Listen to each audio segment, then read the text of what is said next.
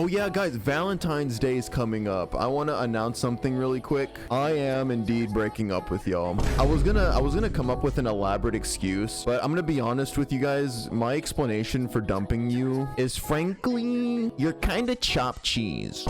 You're kind of ugly. You don't do me right. You don't dick me down good. And I want to go fuck with a Chad, okay? And I'm leaving you for Valentine's Day, okay? So you're gonna be alone for Valentine's Day. Hello, YouTube. In today's video, we are back with Explore With Us for another traumatic, scary, tragic, true crime video. The title of today's case is Husband Whistles as He Slowly Murders His Wife. The only thing I can think of, like when I read that title, is some maniac murderer in a movie, like a horror movie. Right before killing their victim, they're like whistling a song as he slowly walks towards you and you're on the floor like bleeding out, begging him to like leave you alone. He's about to take very much joy in murdering you. That is the only thing I can think of reading that title, and I really hope this monster doesn't do that to his own wife. That's evil. Imagine gamifying murdering your wife as she like cries and screams. I mean, yeah, her final moments on earth are her being terrified, and then you're like mocking the situation by whistling a song or something. I'm very nervous to get into today's video. You know what, let's just get right into it. I'm gonna shut my stupid Mexican mouth. All right, let's go. Feeling well.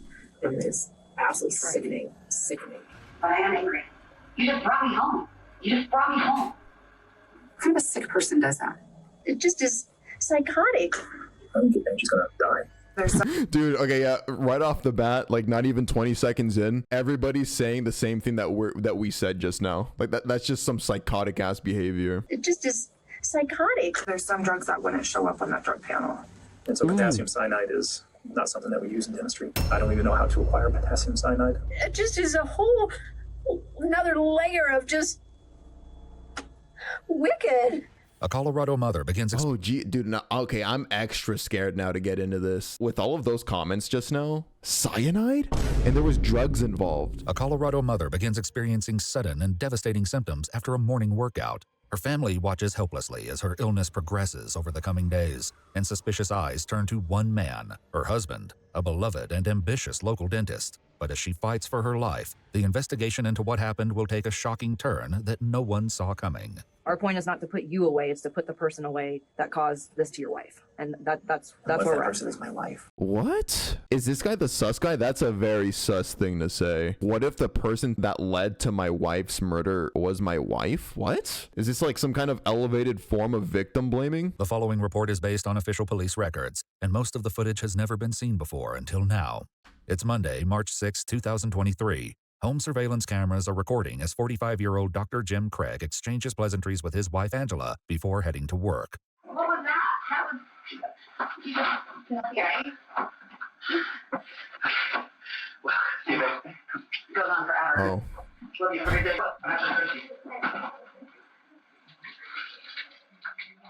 Jim is headed to his Aurora, Colorado dental practice, which he's seen here promoting on YouTube in 2012. Hi, this is Dr. Jim Craig with Summerbrook Dental Group. One of the questions I get asked most commonly... He was a YouTuber. No. YouTuber by day, dentist by night. Or no, I think it's the other way around. Hi, this is Dr. Jim Craig with Summerbrook Dental Group. One of the questions I get asked most commonly by patients is, what is the deal with all of the over-the-counter whitening products that are available out there? Yeah, I'm stupid. Jim and Angela have been married for more than 20 years by the morning of the 6th, with 6 kids and what looks from the outside like the perfect marriage. But on this seemingly ordinary day, things would go terribly wrong. they worked out. She had a really hard workout, he said. And then after that, she kind of just like laid down and said that she felt dizzy and she wasn't feeling well. Angela's illness comes on suddenly, and she sends worried text messages to her husband, who immediately leaves work. She also sends messages to her sister Toni, who lives in Utah. I can't really explain because my brain doesn't want to work. Something feels really weird in my head, and my body is sluggish, and Jim's going to take me to the doctor this morning. I said, well, that's not good and a little scary. When are you going in? He took the girls to a friend, and he should be home soon. I said, well, what do you think it is? She said, no idea. When Jim returns home, he finds Angela in a terrible state. Oh, is this when she like starts fading? Is she like slowly dying here? Oh, wait, he's in scrubs. Wait, that could be a key detail right there. He's still in scrubs. What if it was like some drug he was giving her as a quote unquote dentist? I don't know. I'm thinking. Yeah, he's in scrubs, it looks like. Jim is seen carefully leading his wife to the car, and even from a silent video, it's clear that Angela is barely well enough to walk. They go to the hospital, but the doctors can't figure out what's wrong. Jim brings her home that afternoon, and he later tells his office manager that Angela suspected something was off. He said that he initially thought that she had taken something, and that's what was causing all of this. And then he said, and I think she thinks that I drugged her. I was like, oh, that's crazy. And he said, yeah, the hospital ran a drug panel. And on the way home, she had made a comment like, you know, there's some drugs that wouldn't show up on that drug panel. The cameras watch as Jim and his wife return home, Angela clearly still feeling the effects of the mysterious ailment. The next morning, she confronts him about what went down at the hospital. It may not be your fault that they didn't do their due diligence or anything like that, but it's your fault they treated me differently. Like I did it to myself. Oh, so we're gonna have a conflict. The wife is calling out the husband right now. I think she's gonna blame him for her not getting sufficient care or anything like that, but it's your fault they treated me differently. Like I did it to myself, and like nothing I said could be believed. Because I didn't say I'm afraid she did this to herself. I just said, are you gonna do a drug panel? You think that's not enough? Neither of us said, I think she did this to herself, or I think she took drugs, or I think that. Neither of us said that. And how do you think it would have gone if you had actually defended me? Well, I also wanted a drug panel because you were accusing me. I wanted that for me, too. It may be the first sign of strain caught by the cameras, but as those who know the couple best will reveal, it's far from the first crack in their marriage. 6 years ago, their relationship nearly collapsed. He came home and announced that he'd been having an affair and he was leaving her. And she... Oh. She should have left that man, bro. Any person in general, not just men, if you can cheat on your partner when you have children, that's insane. Like, that's crazy work. He was distraught, of course, because she'd been trying to hold their family together for all these years. And she was trying to figure out whether she should just leave or try to fight for it or see, is he serious? You know, but she was pretty solid on the affair. But Angela didn't want to divorce, and according to her sister, the infidelity was quickly overshadowed by an even more serious incident. And then she called me one day and she was mad. And I'm like, of course, nature of life with when someone's cheated on you, right? She said that he had sedated her. According to Tony, Jim drugged Angela without her knowledge so that he would have enough time to carry out his final plan. Before I continue hearing the plan or whatever the scheme is, this isn't the first story we've seen cover this kind of topic, cover this kind of stuff, where like the husband drugs his wife unknowingly, like against her wishes. She doesn't know about it. That's creepy. The exact reason why I think it's creepy is like anything that has to do with like removing your cognitive senses, it makes you not present in the moment. That kind of stuff has always scared me. Like you lose control of your body and then the person that did that to you in that moment can do whatever they want to you. According to Tony, Jim drugged Angela without her knowledge so that he would have enough time to carry out his final plan, injecting himself with something that would end not only his marriage, but his life. He never went through with it, but the emotional wounds from that day had not healed by the morning of March 7th, 2023. Well, I also wanted a drug panel because you were accusing me. When texting her husband the day she suddenly fell ill, Angela wrote, "I feel drugged." Jim replied, "Given our history, I know that must be triggering. Just for the record, I didn't drug you." Says the person that drugged her. That's what they all say. That's what all druggers say. But I am angry.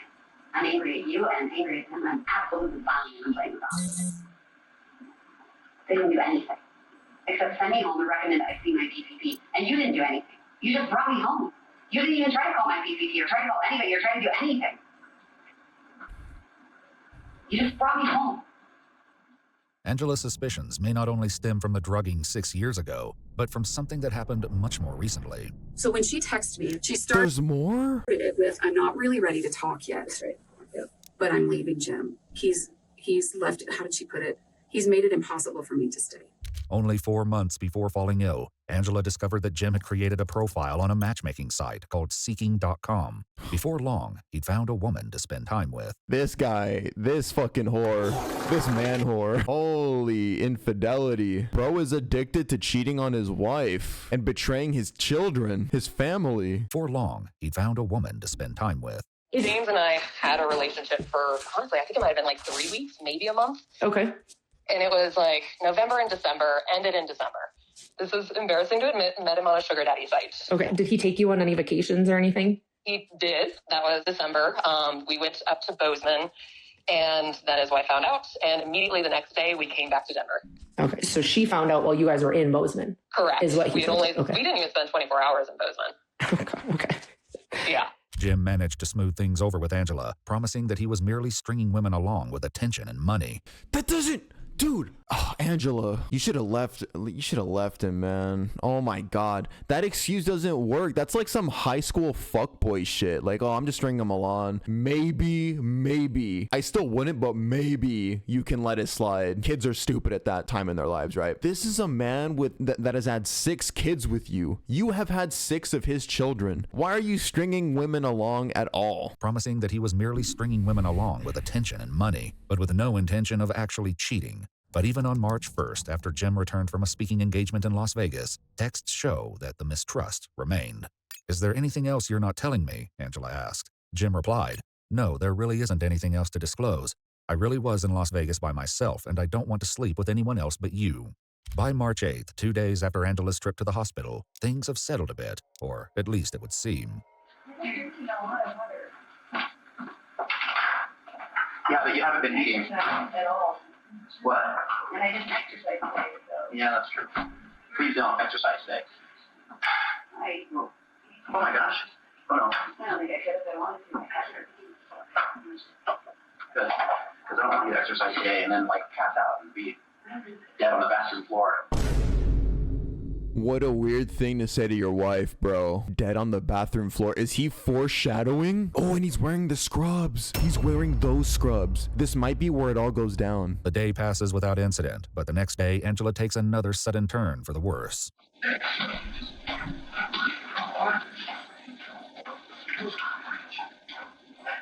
Mom just threw up and I have to call you.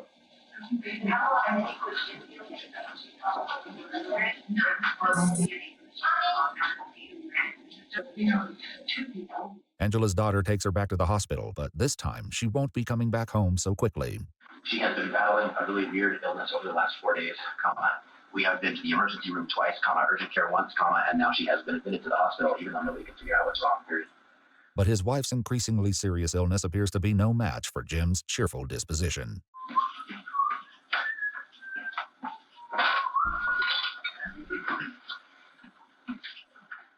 This energy. He's whistling there. Wait, what? But his wife's increasingly serious illness appears to be no match for Jim's cheerful disposition. So that's what's going on. So right here, she's in the hospital right now. He's chilling. He's not worried. He's not panicking, worried about his wife. He is whistling because he knows it's only a matter of time before she dies, huh? At this point, she's already drugged into oblivion. He did that to her. She was dying very slowly in the hospital. This energy would extend to his interactions with Angela's family and friends over the next 5 days as he updated them about her condition. In one text, he says of the medical mystery, "If it wasn't my wife, this would be kind of a fun puzzle to try to work out." It's funny because 90% of the time she seems like she's doing pretty well, and then all of a sudden she'll have a crash or something. It's hard to predict when that'll happen. Do you understand what I'm saying? It's just back and forth, and then it's like, I know, but most of the time, 90% and then she'll crash and die. Guys, it's a game. My wife is dying. We don't know. Gosh, isn't this funny? This is like a conundrum, isn't it? Crazy. But look at this funny joke. The sickness wasn't getting better, and the doctor did every MRI, CT scan, test, labs, everything. No one could figure out what the heck was going on. Sunday, I had texted him, just checking in. How's everything going? Going okay. She had a huge crash last night, and the doctors had a hard time reviving her again, but today is a lot better. I'm hoping they will let her come home tomorrow. Her brother's driving in town, so he and my sister-in-law can help out with my kids, and I should be able to work. If my wife was going through what she was going through, the last thing on my mind would have been my patients, would have been, hopefully I'll be at work next week. None of that stuff, right? My full attention would have been with my wife. Right. Husband. See, like, this is how a normal man should act when your wife is very sick. They're in the hospital for any reason. You should not be thinking about anything else, bro. Did that strike you as odd? It did, yeah. And what was weird to me too is one day last week, and I don't remember what day it was, but I was talking to him on the phone, and he had made a comment, "I don't think she's going to make it through the night." On Sunday, March 11th, 2 days into Angela's hospital stay, Jim calls her sister, Tony. And he just says, and I'm telling you right now, Tony, if she dies from this, I'm not allowing him to do an autopsy. Okay, so this is where it came in. And I said, whoa, This is where she is not dying, number one. And number two, why not? And he's like, well, they don't know what they're doing, and they've already done enough to her. I'm not letting them cut on her. See, that woman picked up on that extra fast. Like, why are you talking about her dying already? It's like he knew what was coming. And then to not let them discover like what the reason of the death is by performing an autopsy, super red flags. No, that's not a red flag. That's a black flag, bro. But despite Jim's pessimism, Angela slowly improves. And by Tuesday, March 14th, the hospital sends her home once again. That night, Jim texts her sister to provide a grim update. Tony, I'm not going to lie. I don't want to tell the whole family this, but she doesn't look good. It's not as bad as when I came home on Monday and saw her, but she's in really bad shape. This time around, Angela's brother Mark and his wife are in town to watch over her while Jim goes to work on Wednesday morning, March 15th. She wanted to try to come outside and eat, and Jim had pressed, make sure she takes her meds that morning. Make sure she takes her meds. And she went back into her room, and 30 minutes later, Mark went in, and she did not look good. And she was not doing well. The camera watches as Mark and his wife lead her to the car to head back to the hospital. It would be the last time Angela would ever appear on her own home surveillance cameras. Oh. They get to the hospital and check Angela in. Not long after, Jim is seen on camera arriving at the hospital himself. He stays for about 20 minutes and then leaves again, right around the time Tony calls him to find out what's happening with her sister. And so I called him. I'm like, I want to know what's going on right now. And so he starts talking to me, but he's not at the hospital. And I'm like, you're not there? And he's like, well, I had to go, apparently he had gone to the hospital. Mark said he did initially come there, but then he told me, I had to go back to work and get some things kind of squared away so I can go back up to the hospital. And I'm just going to run through a couple of drive-thrus and get some food. Started getting some text messages that she wasn't doing well again, and things were not really looking good at all. Like things took a turn for the worse. Jim and my wife had more communication today. I had no communication with Jim until I got to the hospital. Okay. But I started getting more information from my wife today. And at one point she says, she called me and she's like, I think she's gonna die. And I was like, are you being serious? On the surveillance system, Jim is seen going into Angela's room, leaving, and then going back in again, all within the span of a few minutes.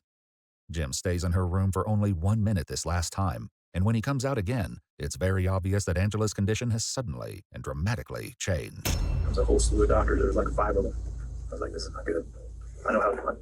That's so weird, man. That's so weird. I used to work at a hospital, like as this position, like I would be sitting at the desk. Yeah, him pacing back and forth, entering and exiting the wife's room. And then right after he exits the room this last time, she codes. And then like something I wanted to say earlier, I really do feel bad for Angela, bro. Her last days on earth were miserable, drugged out of her mind, confused, disoriented. She didn't know what was going on. Such a sad and cruel way to go out. I was like, this is not good. They're bringing witnesses, a panel of witnesses. And I looked at my wife, I said, that's not good. And as soon as the door opened, after 10 minutes, Jim came out and was just bawling. And they basically told him that she's not going to make it. The next thing I get, he says, hang on, crash. Who kind of a sick person does that? And I'm panicked. They said, what crash, Jim? Are they able to bring her back? I don't know what's going on. They think seizure. Intubating her. Why? Now I know it's really bad because they're intubating her. Can't get the tube in. Emergency anesthesia team is paged. What? Why? She's not maintaining her airway, bagging her. Cannot get the breathing tube in. What does the anesthesia team do? Get the tube in. Are they there yet? I mean, I'm just panicking. The staff at University Hospital does everything they can to bring Angela back following a seizure and a rapid medical decline, but it's no use. Because she's an organ donor, she's put on life support in the ICU. But just as her family and friends begin to face this tragic ending, an unimaginable suspicion arises. It comes via Jim's office manager, Caitlin, who reveals that she's been holding on to a dreadful secret. So I called Jackie and I told her, I'm going to tell you something that's going to sound really insane. She said, I know what you're going to say. I have the same thought. And I said, well, what do you mean? And she goes, well, I have the same thought that maybe Dr. Craig has something to do with this. As Caitlin continues to share, it becomes clear that this is far more than idle speculation. Last Monday, the 6th, Dr. Craig, his wife, got really sick. That was the first day that he left in the middle of the day to take her to the hospital. Later that night, he had come back to the office. Everybody had left. I was still working. So when I was leaving, his office, like his light was off. And so I thought that he had left. And when I got to the very last operatory, he was sitting in there. And he was sitting in the dark, the light was off, and he was on the computer in there, which was really strange because he has a laptop and a desktop in his office. Caitlin would soon have a very good reason to question what exactly Jim was working on in the dark. So I left the office about 5:45, and he had texted me at 6:06 saying that he was having a personal package delivered to the office, and when it came in, to please just put it on his desk. This past Monday, the 13th, it came in. My receptionist is the one that originally got the box and opened it. And when I was putting the packing slip back into the box, I saw that it said potassium cyanide. Oh my god. Potassium cyanide. Cyanide. That shit kills you, bro. What I'm gonna guess is that he was slipping that into the wife's IV. I'm calling it right now. He was slipping some of that shit into the wife's IV. That is insane. Like, that is incredibly toxic to your body. A lethal poison that stops cells from using oxygen, leading to rapid organ failure. I saw that it said potassium cyanide. Okay. And so I closed the box back up. I gave it to him. I looked up what cyanide poisoning was, and kind of was looking at the side effects from that, and that was everything that his wife was going through. Caitlin shares this terrible secret with both of the practice's managing partners, including Ryan, who is still at the hospital. And so potassium cyanide is not something that we use in dentistry. Okay. I don't even know how to acquire potassium cyanide. I've never looked at how to acquire potassium cyanide because it's never something that we would ever use in dentistry. Disturbed by the potential implications of this package, Ryan decides to tell a member of the hospital staff, just in case there is still a chance to save Angela. And I just said, I'm not accusing Jim of anything. I'm not insinuating anything. I'm concerned. He is way too nice. I think this is also legal talk. Like, he doesn't want to be on camera accusing somebody falsely. He knows, bro. He's like, I don't want to accuse or anything. In his head, just know he wants to say, that motherfucker killed her. I'm not accusing Jim of anything. I'm not insinuating anything. I'm concerned about if this is potentially reversible. I know it's been a mystery of trying to figure out what's going on with Angie, but in lieu of this information, if they can give her something, right? There's something. I mean, I've never Googled cyanide poisoning. I don't know anything about. It's outside my scope of practice and my realm of practice. I have no idea. It was pretty brief. It was pretty quick. It was like maybe 3 minutes, and he was obviously like, "What the heck?" Taken back by what I was saying. I was taken back by what I was saying. Angela, who no longer shows any signs of brain activity, is beyond saving. But the staff wastes no time in contacting the police. Rest in peace, man. Rest in peace to Angela. How may I help you? Hi, my name is Chelsea. I am one of the forensic nurses here at University Hospital. I am needing to make a mandated SBI report, IPV, and meeting officer response. We have a suspected potassium cyanide poisoning. It doesn't take long before Jim begins to realize that something is up. One of his first moves is to give Ryan a call. He says, "Ryan, I got some disturbing news." And I said, "Did you say something to somebody?" Ooh, dude, oh my god. I was gonna say, Jim low-key looks like he's panicking right now, like, oh shit, she's dying, but I'm still here. She was supposed to die after I left. And he then calls the guy that told the investigators about the cyanide. So he called the guy, like, yo, did you say shit? Like, oh my god. No. Ryan a call. He says, "Ryan, I got some disturbing news." And I said, "Did you say something to somebody?"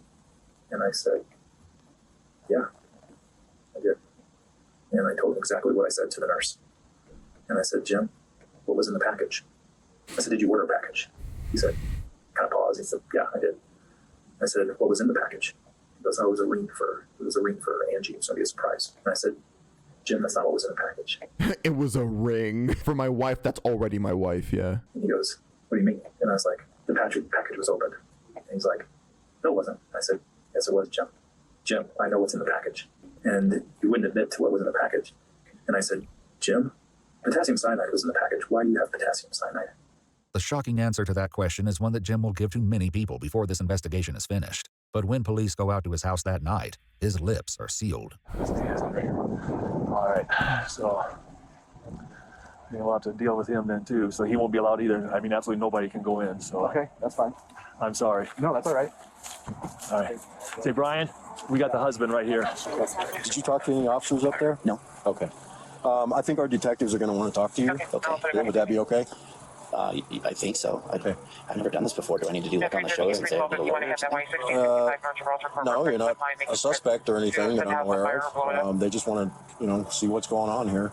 Can you hang tight for a second? I'm going to give them a call and see what they want to, if they want you to come in or whatever. A few minutes later, What kind of question was that? Is this the part where I asked for a lawyer like in the TV shows? a few minutes later, the officer returns. I want to know if you'll just meet them down at the station there. I will, and I think I have to do that. Well, I think I have the information that they're looking for, but I'm scared to death to share it without an attorney. So I'll go down there, but I don't want to talk to them without an attorney. Okay. But I have the information they're Well, looking yeah, I mean, for, and I'm not dangerous. I'm not a flight. it's completely voluntary. You don't have to. I mean, we're not forcing you to go. Okay, but I do want to talk to them. Okay. I just want to do it with an attorney.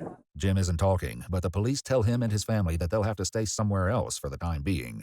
Yeah, I mean, you're free to go. You know, you're not under arrest or anything like that. So they'll be in touch with you. Okay. When I pulled up, I thought there was a vigil going on. PD2. This isn't quite as welcoming, but. The next day, the cops search Summerbrook Dental, and 2 detectives assigned to the case head out to see Jim. I'm Detective Olson. This is Detective Graw. Okay. I guess we're coming to, talk to you or kind of see if you want to talk to us. Okay. Is that something you're interested in? No. Okay. And that's fine. So we have a search warrant for this house, but basically for your cell phone, Angela's cell phone, your wallet, and or your laptop. Okay. The detectives ask Jim to come out to his truck so they can photograph the contents of his wallet. So, am I a suspect in something right now then? So here's where we're at. There are questions. Yeah. And I have based answers. on what There are questions. Why the fuck did you order some toxic ass chemical that is famous for being used to kill people? So here's where we're at. There are questions. Yeah.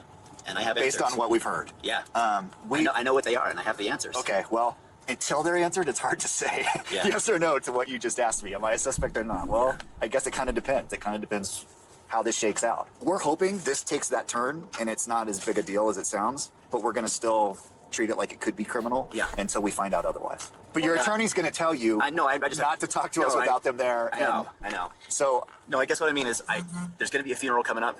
I just don't want to be like handcuffed in front of my kids while I'm making funeral preps and taking off All the right, tail, and that's why we you know? tried to call Jennifer today. And I don't want to be handcuffed in the middle of the funeral for my kids to see. Maybe you shouldn't have killed your wife. I don't know. Just a thought. Just a thought. See, somebody in chat said, now he thinks of the kids. Exactly. Handcuffed in front of my kids while I'm making funeral preps and taking off All the right, tail, and that's why we you know? tried to call Jennifer today, and that's why I knocked on the door lightly, and we didn't come like we're Thank just you, in our thank you. jackets for the decency of your family. Later that day, Tony, who has arrived in town with several of Angela's other siblings, has 2 interactions with Jim that strike her as off-key. And he comes over and he goes, I have a funny story. I think you guys will appreciate it. He's like, yeah, we were in the car and said, now that mom's gone, can we watch Sharknado? Who said that shit? The daughter said that? Oh, okay. Said, now that mom's gone, can we watch Sharknado? God, are you kidding me? But I thought, so now that mom's gone, everyone can do everything bad. Then he goes, yeah, I just did all of her laundry and we're very picky laundry people. I'm like, whites do not go with any other color. You know, I have every Also, the kids inherited the fucked upness from the dad. They're all fucked up like him now. 2 days later, on March 18th, Angela is taken off life support and passes away. That night, Detective Olson asks Jim to meet them so they can give him his phone back. But as Jim soon finds out, that's only a pretense. Oh, how are you? I'm great. How are you doing?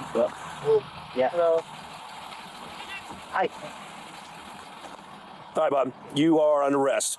Okay. Okay, first degree murder. His voice, bro. You're under arrest. Okay. Okay. You are under arrest. I didn't expect this. No, sorry. He looks and sounds like a fat chud. Okay. I didn't expect this. No, sorry. I thought I was just getting feedback. As Jim is taken into custody, a detective lays it out for his brother. Just for you and the family, I mean, obviously this is shocking. From our standpoint, he's responsible for Angela's death. Okay, no doubt in our mind. In this case, then, are we just supposed to proceed through the funeral without him? Yes, he's not going to be able to get out of jail. I mean, if you guys be able to attend the funeral? No. He won't have a bond, so he won't be able to get out. And I think if you really sit back and wrap your mind around it, I don't think he should be at the funeral when he's the one who caused the funeral's to happen. He's still innocent until proven guilty. It's true. Report, right? It's true. But I just want to give you a heads up that that's why we're here, and that's why he's got a warrant for his arrest, and that's why he's in custody. W, big guy. You hear what he said? He was like, we actually don't want him to be at the mom's funeral because he's the one who caused her death. Bar. That's why we're here, and that's why he's got a warrant for his arrest, and that's why he's in custody.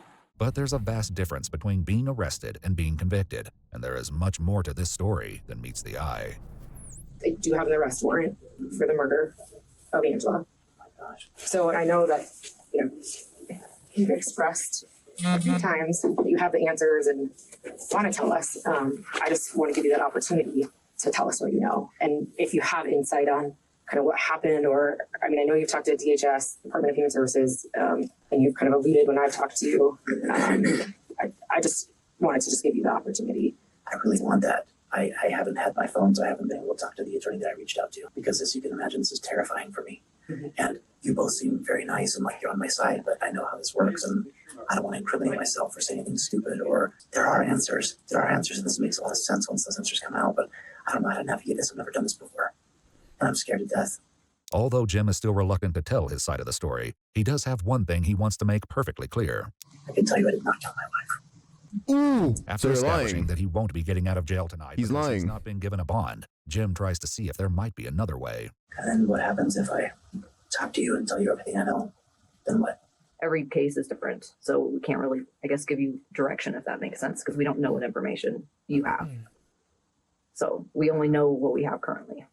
And what do you have currently? Well, that's typically how we do this, is if we're going to have a conversation, we would Mirandize you, and then you would talk to us and we would talk to you, type of thing. We don't go into all the details of what we have, because this is your opportunity to talk, really, if you want to. Oh my gosh. I have all of the answers that you need, but I can't talk. I can't. The one attorney that I've talked to has said, don't say anything because you could just incriminate yourself, and I'm totally naive to this. I don't know what I'm doing. And you both seem very nice, but I know that your job is to put me away. He's just such a weasel. He's using that form of manipulation where you glaze the people in front of you. You're overly nice. You ladies are so sweet and you're so kind. Yeah. Our job is to figure out what happened. Our point is not to put you away, it's to put the person away that caused this to your wife. And that's where we're at. Person is my wife. With that stunning question, Jim again falls into silence. But this isn't the first investigators have heard of this explanation. Jim floated it for the first time in that phone call with his business partner. I said, why do you need potassium cyanide?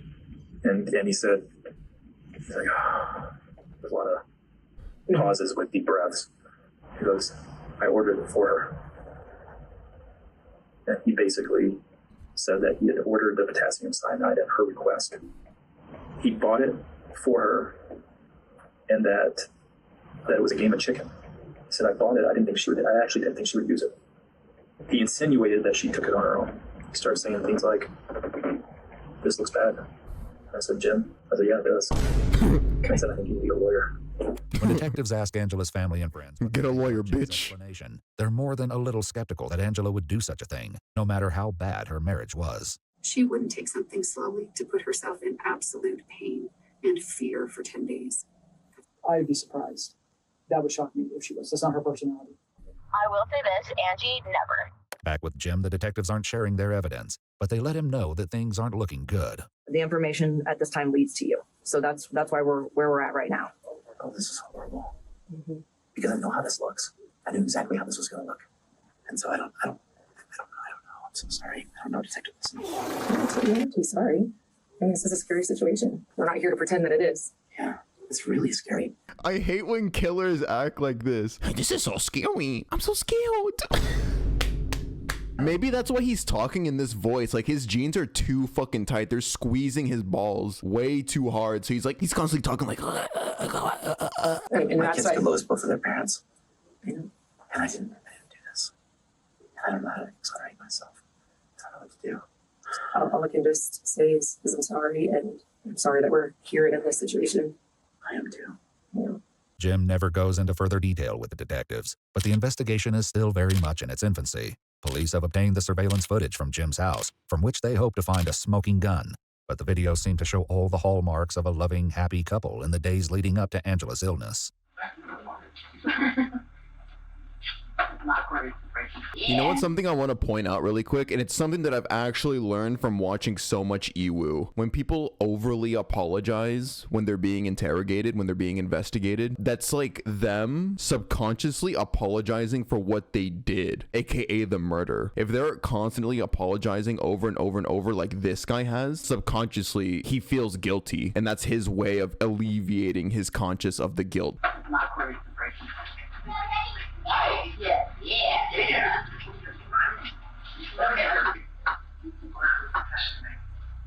Father, I accidentally hand washed your pants.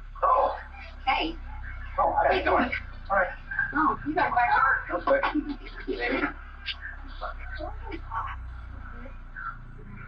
But perhaps there are signs of something darker underneath the surface, even if only in retrospect. Every time I get a package in the mail, I'm like, I ordered chocolate. Oh, good. My custom shoes that I've been ordering are starting to come in. Oh. Custom shoes that you've been ordering? How many are there? 3 pairs. That is super blue. I know, I like it. Okay, what are you gonna wear with? My gray suit and a blue shirt when I speak in Las Vegas. Jim went to Las Vegas a few days after that conversation, and it was there that he met another woman, an orthodontist from Texas named Karen. Police want to speak with her next, and fortunately for them, she happens to be in town. Hi, Karen? Yes. My name's Sergeant Lawnecker with the Aurora Homicide Unit. We've taken Jim into custody for homicide, and I was wondering if you have a minute to speak with me. Can I, Yeah, get dressed, yep. So, I don't know, basically, obviously, I didn't find you by a miracle. We are aware of yours and Jim's relationship, and basically your emails and stuff back and forth between each other, and he's been taken into custody for killing his wife. So I don't know, obviously we consider you to be a motive for him to do that. I don't know what kind of communications he's had with you about his wife and what's been going on with her. We have noticed that you seem to come to Denver when his wife was in the hospital. And I don't know if that's just what kind of timing is, that is, or what he's telling you, or how he, you guys are setting up when you're going to come out here. So I don't know if you can shed any light on any of that. A search of Jim's email account shows messages between the two of them, some of which show Karen's travel itinerary. One trip overlapping with Angela's first extended hospital stay, and a second trip overlapping with Angela's final crash and eventual death. But Karen says those dates are misleading. I had a ticket for the 8th that I changed to. You didn't come out here then? No. Okay. I had Southwest, so it was free to change. Okay. So I just changed the dates to the 16th. So this is the first time you've come out here? Mm-hmm. How did you meet him? At a meeting, dental meeting in Las Vegas. Though Karen acknowledges that she's out here to see Jim, she says that their relationship is not as far along as their messages might suggest. I mean, we shared a lot of, personal information kind of quickly, just like history and, but we haven't been physically intimate or that kind of thing. So you have not been sexually intimate with him? Mm-hmm. What was the purpose of some of those text exchange or email exchanges then? Because they're very sexually explicit. What was the purpose? I mean, wait. Imagine being asked by the officer, like, have you let him hit? Like, what's the point of these, like, nudes, bro? Yeah, that's got to be so awkward for her. So you have not been sexually intimate with him? Mm-hmm. What was the purpose of some of those text exchange or email exchanges then? Because they're very sexually explicit. What was the purpose? I mean, I guess I find it hard to believe that to that to you without having some kind of sexual relationship with you. I mean, there's been physical intimacy to some degree, but we haven't had intercourse. Okay. Karen says that Jim told her that he and Angela had filed for divorce in January, a month before they met in Las Vegas. He said, I'm going to sit down with her tonight. We're going to start to talk about just about the kids, about how things are going to look during mediation, things like that. And that she had said that she probably was going to move back to where her family is, and just they had been just kind of talking about what things were going to look like. He did tell me when they talked that night, I'm kind of worried that she might hurt herself. So we've had a history of that. Has he talked to you at all about buying cyanide? No. Any other poisons? Anything like that? The detective decides to set Karen straight on what Jim has been up to. He's never told her he wants a divorce. He's never told her. There's no talk of him moving out with the kids. She has no idea anything about a divorce. He's purchased poisons, and she's now dead because of poisons. So a lot of the things he's told you, assuming you've told me the truth, are all nonsense. Sorry to be the bearer of bad news, but I mean, the real victim here is his wife, big time. Yeah, I do feel for her though. She was under the impression that he was gonna divorce the wife. For her, she was like, hey, I'm flirting with this guy. He's about to leave his wife. Fuck it, you know? For her to find out like this, that the guy that she was talking to was slowly poisoning and killing his wife while talking to you, damn. The next morning, Karen talks to Detective Olson. She shares the conversation she had with Jim after Angela passed, in which he talked about all the things he would need to do to get his affairs in order. Life insurance was in that string of thought, and I was like, "Oh, is life insurance going to change if this is, self-inflicted?" And he said, "No, I got a policy that doesn't have that has an exclusion for that due to our history." While Jim's explanation about the life insurance lines up with his story that Angela did this to herself, it also opens the door to another possible motive. And according to Ryan, Jim could use the money. It was in January where we decided as a company that we could not continue to pay his creditors from his first bankruptcy at the level that we were paying it. And he was going to have to take some more involvement in it. And he was going to take a pay cut a little bit. So I know that probably creates some financial pressure on him a little bit. So we've put in about $350,000 into saving his. According to Elizabeth, the woman Jim met on Seeking.com and took to Bozeman, Montana, this financial strain didn't stop Jim from spending his money. Did he give you, I'm guessing he paid for that trip, correct? Correct. Yep. And then did he give you any more funds other than just the trip? He did. Yeah. And how much was that? I want to say in total it was probably about $9,000. Oh. Okay. It was for the God damn, he was pimping her out. The allowance that we had talked about as part of a traditional sugar daddy, sugar baby relationship. According to prosecutors, Jim was the sole beneficiary on more than $4 million of life insurance policies in Angela's name. But Karen, who still believes that Angela may have caused her own tragedy, is concerned about their 6 kids. I mean, obviously my hope is that I'm right and that they don't lose. Yeah. Come on, man, dad, Yeah. No, I agree. While the detective is sympathetic to Karen's position, Angela's friends aren't as understanding. You're okay with them murdering his wife? No, yeah. That's I was just like, okay, and we interviewed her the night he was arrested, and then I interviewed her again this morning. And really, it was just to get to the bottom of, did she know? Right. Is she a co-conspirator? Were you involved? I don't think she knew. I think he schmoozed her and did ever so. I mean, She probably also doesn't know he's broke too, so. Damn, this friend of hers. Damn, sis, clock him. No, he's broke too, so. Her life has been blown up as well. I don't think obviously she didn't ask for this. Indeed, it's clear that the fallout from this case has affected everyone involved at the deepest level. It just is psychotic. It just is a whole another layer of just wicked. To watch your kids.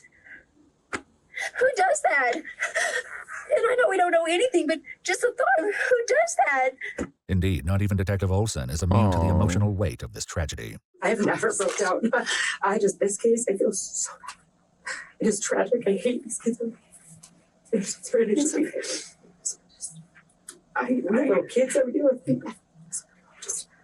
the kids are in denial. They will not believe for 1 second that he would do this. And I understand why. Now in jail, Jim is determined to prove his innocence one way or the other, and it's to one of those kids that he turns to for help. He sends a letter to his oldest daughter. I'm going to ask you to help me with something really hard, he writes. We need to make a deepfake video of mom saying she asked me to order cyanide and... No. I'm fucking done, bro.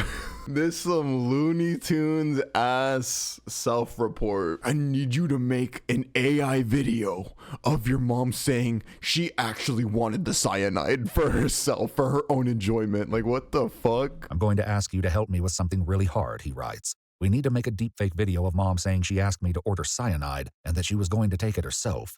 It's only the beginning of Jim's efforts to exonerate himself, as demonstrated by a call police make to the mother of his cellmate. So in the letter that is addressed to both, it says Becca and Will. So I presume, obviously, you go by Becca sometimes. And in that conversation or in that letter, Mr. Craig has essentially asked that your son or you help him with some things in lieu of getting the transplants or the teeth that he would do for you. Oh my gosh, what do you mean? So basically he has asked, that, whoever responds to him doesn't use their legal government name, like they use like a code name or they use You know, even if it's like a nickname, you know what I mean? But that way that you guys would not be traceable to him. Jesus. And in turn, that person would get a burner phone and a fake ID and essentially help him. And then they would give you the teeth or plans in return. Absolutely not. I don't know anything about that. Do you know anything about Mr. Craig or his case? No. Okay. He is currently in custody for a murder case. Oh my God. Prosecutors also allege that Jim tried to hire a fellow prisoner named Nathaniel to kill Detective Olson, the lead investigator on the case. When that plan failed, He tried to kill one of the interrogators. What the fuck? Nathaniel to kill Detective Olson, the lead investigator on the case. When that plan fails, he writes to Nathaniel's ex-wife Cassie, explaining to her that he's been framed by his business partner. He asks her to go to the district attorney, pretending to be a friend of Angela's who can testify that she was suffering from depression and planning to end her own suffering. He also asks that she use her expertise in Photoshop to spoof text messages that can help sell the story. He also reaches out to Karen, the orthodontist he met in Vegas. He had sent me a message through the Getting Out app that he had sent me letters and basically just saying he was innocent, he had been taken out of the world, an innocent man with no recourse, and yada yada. You know, it's just like, okay, you know, regardless of your innocence in this death, you were such a liar. I mean, there was so much honesty. Even if you're completely innocent of how she passed away, it's like there was such a high level of just living two lives. Yep, 100%.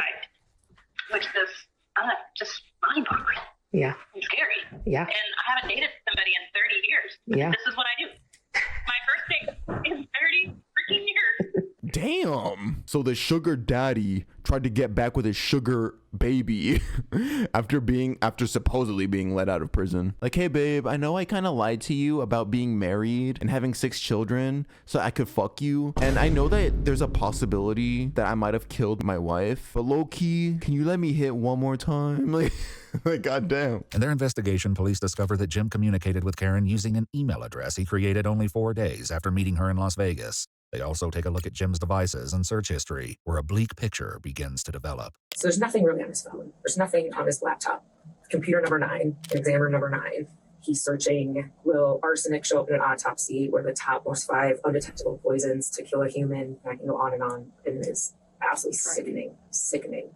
On that specific computer, Jim searches how many grams of pure arsenic will kill a human, where to purchase arsenic, and clicks on a video titled, The 5 Most Dangerous Chemicals on Earth.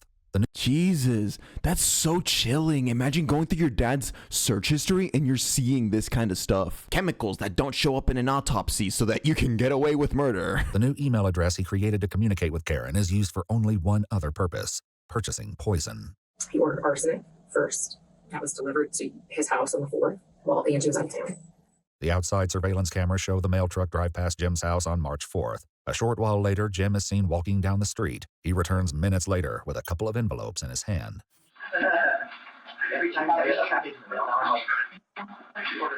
It was this purchase of arsenic that investigators believe was used to put Angela in the hospital the first time on March 6th. He said they got up, he made them both like a shake, like a protein shake.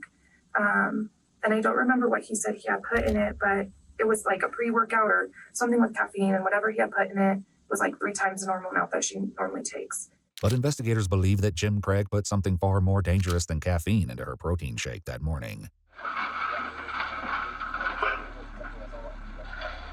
Oh my God. Oh my God.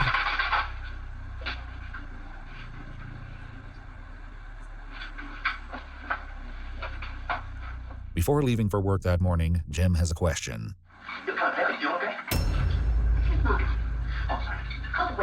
He couldn't even wait for it to take effect. She took one sip of that shit and bro was already like, you look kind of pale. Are you feeling okay? He was so creepy. Of course, Angela would be anything but fine that morning, or for the little time she had remaining in her life. But as investigators would see for themselves, that single dose of arsenic didn't get the job done. He also ordered oleander.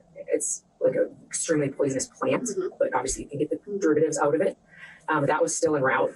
So actually, I think it's coming to Denver today. With the oleander delayed and the potassium cyanide not due for days, Jim is forced to improvise. On the night of March 8th, he leaves his house at 10:40 p.m. He arrives back home 15 minutes later at 10:55. Police later find out that during this time, he purchased 12 bottles of eye redness drops at the local grocery store.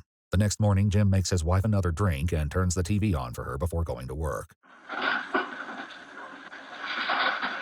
So he makes another drink for her using those eye drops?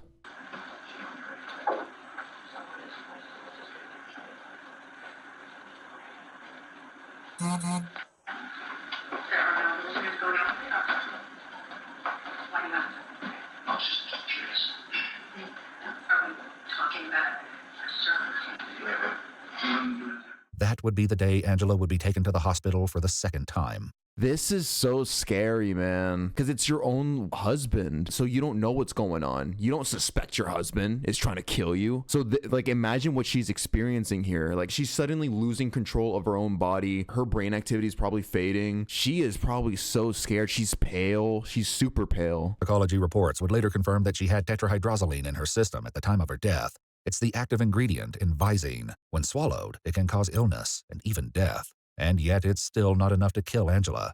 The package of potassium cyanide comes to Jim's office on March 13th, and investigators believe he gave her the first dose inside a capsule that was supposed to contain an antibiotic. He wrote out this timeline in his phone, basically the hours after he's confronted by Ryan and Michelle. Detective Olson says that Jim used this memo to tell the full story about Angela's desire to order poison for herself. And that she finally said, I'm just going to do it. And he said, fine, I'm done. I'm done trying to save you. I'm not going to save you this time. He said that he took the clindamycin and put potassium cyanide in the capsules. Put the potassium cyanide inside the clindamycin capsules. Did say that. I knew it. It is also in Jim's memo that investigators make one last horrifying realization.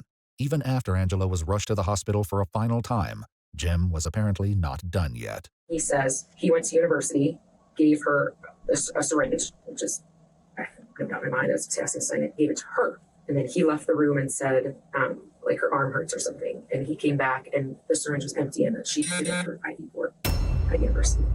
And that he took the syringe. Oh, what a sick fuck. Wait, what? So the first stop, like the first little clinic that they made a stop to, he gave a syringe to Angela, but what she didn't know is that he had filled it with cyanide. And because she didn't know that, she thought it was meant to replace or like to refill her IV, right? Or to put into the IV. So she was getting cyanide from that moment pumped into her. Hospital surveillance cameras show Jim emerging from a side room at approximately 1:53 p.m. before pulling something thin and cylindrical out of his pocket.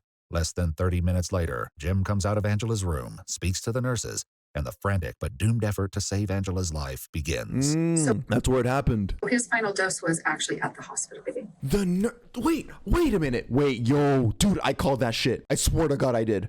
I swear to God I called that shit. I swear I said something about an IV, putting it into the IV while he was at the hospital. Yeah, I did. Yeah, you did, Shushi. I did. So literally there in the hospital, under everybody's noses, he poisoned her one last time. Insane. Jim goes to trial on charges of first-degree murder after deliberation, 2 counts of tampering with physical evidence, 2 counts of soliciting perjury, and a final count of soliciting first-degree murder. His defense, that he merely purchased arsenic, oleander, tetrahydrozoline, and potassium cyanide at the behest of his wife, is rejected by the jury, and he is found guilty on all counts. I can't even say that he's narcissistic. All I can say is he's pure evil.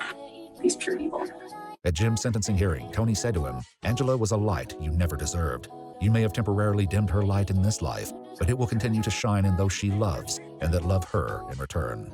In July 2025, Dr. Jim Craig is sentenced to life in prison without the possibility of parole. His wife, Angela Craig, was 43 years old. If you'd like to... Damn, bro, 43.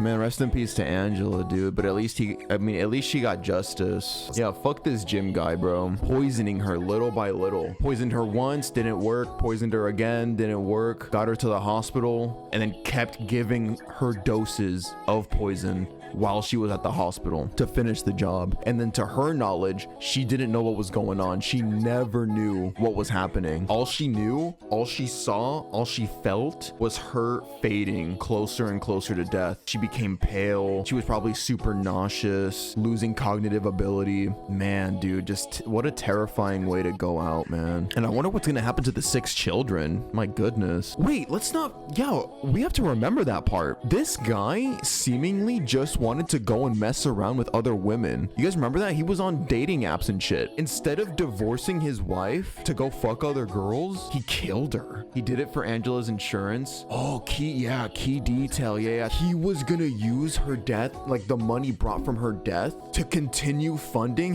his sugar daddy, sugar baby relationship with that girl. You guys remember that girl in like the hotel bed? Oh my God. Sad shit. I mean, that's all I can really say to that case. Thanks so much for watching, YouTube, and I will see you guys in the next video. Peace out. Rest in peace, Angela.